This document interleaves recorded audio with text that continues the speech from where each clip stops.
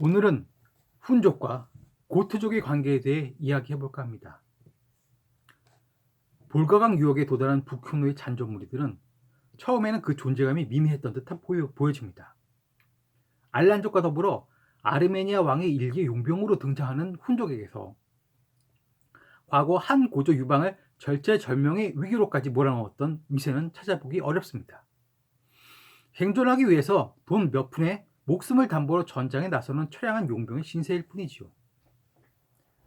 그런데 숨죽여 조용히 살던 훈족이 숨겨놓았던 마각을 드러내기 시작한 것은 알란족과의 전쟁에서 승리하면서부터였던 것 같습니다.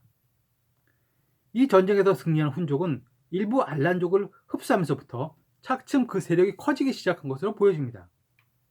그리고 나서 얼마 지나지 않아 동고트족을 멸망시키고는 동부 유럽 초원지대를 장악하면서 명실상부 동부 유럽의 최강자로 자리매김하게 되는 것입니다. 그리고 그 기세에 눌린 서고트족은 로마 영내로 침입하게 되고 이후 로마와 서고트족 간의 작은 분쟁은 로마 멸망의 단초가 되는 것입니다.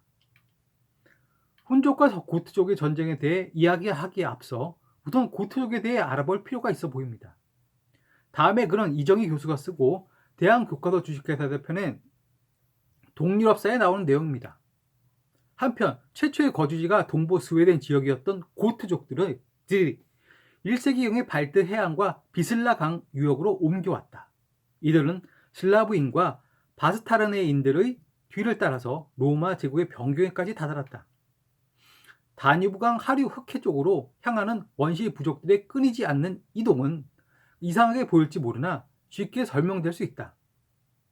옛날 작가들은 유럽의 진화 발전을 로마인의 관점에서 보아 카르파티아 산맥을 꿰뚫을 수 없는 장벽처럼 여겼으나 반유목 반농경적 집단의 이동에는 오히려 유리하기도 했던 지리적 특성을 고려할 생각을 하지 않았다.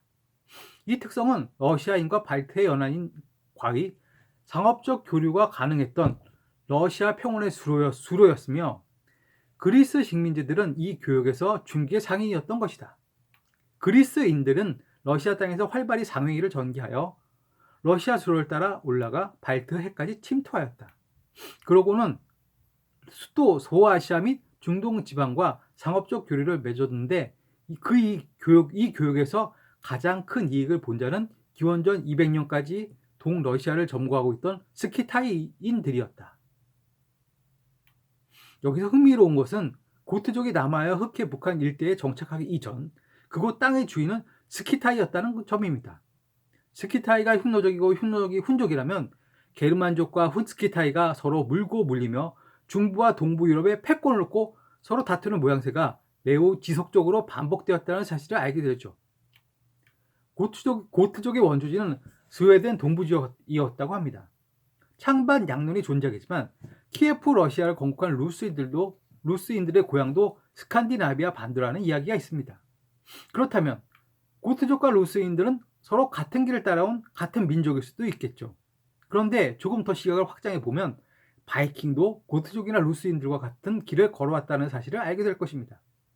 고트족, 루스인, 바이킹 이들 여러 민족들이 하나의 관점에서 해석되지 못하는 것은 아마도 이들 민족들의 흔적들이 각각 다른 나라에 의해서 기록되어졌기 때문일 것입니다. 그리고 앞서의 기록들을 이해하고 참고하지 못한 때문이기도 하겠죠. 동방으로부터 이주해 들어오는 민족들을 게르만족들이 막아내는 형태가 이후 지속되는 것을 보게 됩니다. 이어서 책을 조금 더 읽어보도록 하죠. 이 중심지와 동강 지역은 스키타이인들의 패배 이후 사르마티아인이 통제하기 시작하였으며 슬라브인은 곧 이들의 정치적 문화적 영향 아래 놓이게 되었다. 슬라브인들이 계속 남쪽으로 동쪽으로 이동하는 동안 강력한 고트인들은 흑해 쪽으로 내려와 세력을 팽창시켜 마침내 3세기경 아조프의 연안까지 남러시아를 포함하는 제국을 건설하였다. 평화롭게 이 지역으로 침투해 온 슬라브 부족들은 다시 이 지역의 새 정복자의 지배하에 놓이게 되었다. 슬라브인들이 사르마티아인의 영향을 고트인의 영향보다 먼저 받았다는 사실은 분명하다. 훈족이 알란족을 무찌르고 동부 유럽에 발을 들여놓기 그 이전 그곳의 지배자는 고트족이었습니다. 이후 어떤 연유로 해서 동고트족과 서고토족으로 분리되었는지는 알 수 없지만 미뤄 짐작컨대 상속 영지에 대한 분할 문제가 원인이 아니었을까 조심스럽게 추측해 봅니다. 잘 알다시피 동고토족은 훈족에게 멸망당합니다. 다음에 글을 참고하여 이야기를 전개해 나가 보도록 하죠. 장진쾌가 쓴 흉노제국 이야기에 나온 내용입니다. 당시 우크라이나 초원의 주인은 동고트족이었다. 동고트 왕 에르마나리크는 기지가 넘치는 지략가로 그의 호령 아래 동고트 병사들은 사방으로 출격하여 주변의 슬라브족을 정복한 후 거대한 제국을 세웠다. 서고트족은 물론이고 많은 게르만 부족들이 그에게 굴복했다. 로마인들은 그를 고트족의 알렉산더 대제라고 불렀다. 만약 에르마나리크가 원래 수명보다 몇 년만 일찍 세상을 떠났더라면 그는 고트족의 영웅으로 영원히 기억되었을 것이다. 하지만 장수한 삶이 그에게 오히려 불행을 안겨주고 말았다. 인생은 한치 앞을 알 수 없다는 말처럼 전쟁에서 혁혁한 공을 세운 그에게 예고도 없이 불행의 순간이 닥쳐온 것이다. 짧게나마 그곳의 지배자로 군림하던 동고트족의 에르마나리크에게 닥친 불행이란 바로 훈족의 침공을 말합니다. 고트족의 위대한 왕 에르마나리크도 알란족을 꺾고 기세가 오를 대로 오른 훈족을 막아내기에는 역부족이었던 것으로 보입니다. 이어서 조금 더 읽어보도록 하죠. 갑작스럽게 들이닥친 훈족의 침공에 에르마나리크는 그저 놀랄 뿐이었다. 새로운 전술을 구사하는 훈족을 본 동고트족의 공포심은 가히 짐작할 만하다. 게르만족도 말을 키웠으나 운송수단으로만 이용했을 뿐 타고 다니지는 않았다. 장기간에 걸친 로마와의 전쟁에서 그들이 배운 것은 무거운 갑옷을 입고 투창을 던지는 기술이었다. 하지만 훈족 기병 앞에서 그들의 기술은 무용지물이었다.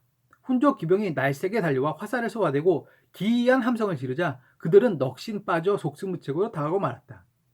강력한 저항에도 불구하고 동고트족은 패배했고 에르마나리크는 부상을 입고 죽을 위기에 처했다. 일격이 성공하자 훈족은 공격을 멈추고 후방 보급 해결에 나섰다. 처음 반격의 기회를 엿보던 에르마나리크도 패배의 상처가 너무도 큰 탓인지 예전의 위풍을 잃은 채 힘없이 병상에 누워 있었다. 그에게는 더 이상 군대를 재정비할 힘이 남아있지 않았다. 훈족은 375년에 다시 공격을 시작했고 에르마나리크의 빈자리를 채우지 못한 동고트족은 패주하고 말았다.